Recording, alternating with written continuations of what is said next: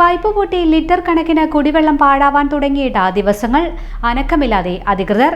Edodi passport ഓഫീസിന് പിൻവശം റോഡരികിലാണ് സംഭവം.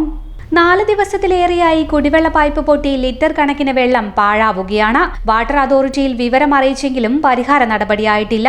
നിർത്താതെ ഒഴുകുന്ന വെള്ളം ദേശീയപാതയിൽ വരെ എത്തുന്ന സ്ഥിതിയാണ്. പൊട്ടിയ ദിവസം തന്നെ വാട്ടർ അതോറിറ്റിയുമായി ബന്ധപ്പെട്ടു എന്നാണ് വാർഡ് കൗൺസിലർ പറയുന്നത്. വിഷു അവധിയായതിനാൽ ആളില്ലെന്ന മറുപടിയാണ് ലഭിച്ചത്. വിഷു കഴിഞ്ഞ 2 ദിവസമായിട്ടും ആരും വന്നിട്ടില്ല. കടുത്ത വേനലിൽ നാടാകെ കുടിവെള്ളത്തിനായി നെട്ടോട്ടം ഓടുമ്പോഴാണ് ദിവസങ്ങളായി ഇത്രയേറെ വെള്ളം പാഴായി പോകുന്നത്. ദ്രുതഗതിയിൽ നടപടിയെടുക്കേണ്ട ഇത്തരം കാര്യങ്ങളിൽ നിസ്സംഗത തുടരുന്നത് പ്രതിഷേധത്തിന് കാരണമായിട്ടുണ്ട്. 3-4 ദിവസമായി ഇവിടെ പൈപ്പ് പൊട്ടിയിട്ട് ഞാൻ അന്ന് തന്നെ അവരെ വിളിച്ചതാണ്. അവർ വിഷു അല്ലേ എന്ന് പറഞ്ഞ്, പിന്നെ ഇന്നലെ വിളിച്ചപ്പം വിഷുവിൻ്റെ പിറ്റേന്ന് ആരെയും കിട്ടാനാണ് എന്നാണ് പറഞ്ഞത് അവർ.